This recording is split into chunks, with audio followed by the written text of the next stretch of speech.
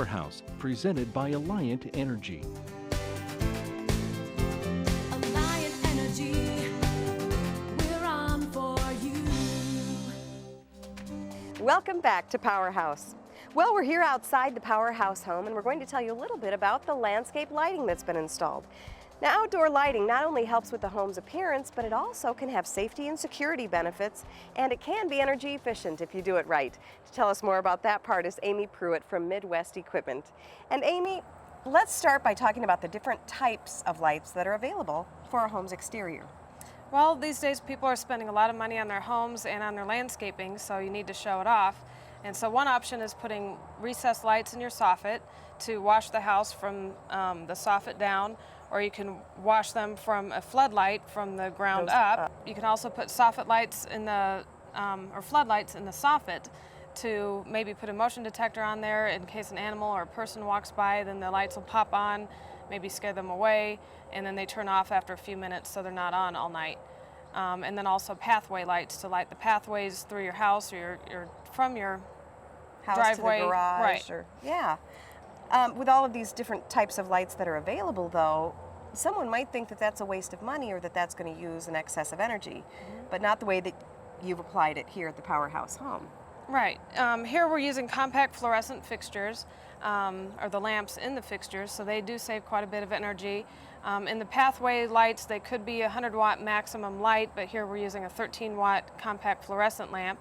And on the wall washers, instead of using a 300-watt quartz, we're using a 42-watt compact fluorescent lamp. Tell us about the cost of these fixtures, or I'm sure that it really depends by the project and how big the project is, but let's say this piece of equipment, if I wanted, you know, one of these wall washers, Well, how much would that be? this floodlight wall washer is a RAB fixture. It is a wall washer, 42-watt compact fluorescent. It also would come with a post that is a PVC post that goes down into the ground and secures itself. It's a little bit more durable than some of the other posts. Something like this probably would run around $50 to $70, probably around $75 just for the fixture itself. But they are also die-cast aluminum and powder-coated paint. Okay, so these are going to last a long time. That's why maybe they cost a little more Right. than I might find at a do-it-yourself Right. store. Speaking of do-it-yourself, is that something that I can do myself? What would you recommend? Well, since this is a 120-volt system, we'd recommend, you know, that an electrical contractor install it rather than the homeowner. Now, Amy, the outdoor lighting can be tied in to the inside lighting, isn't that right? Yes, we have a Lutron Radio Raw system in the house, which also has a Chronos time clock.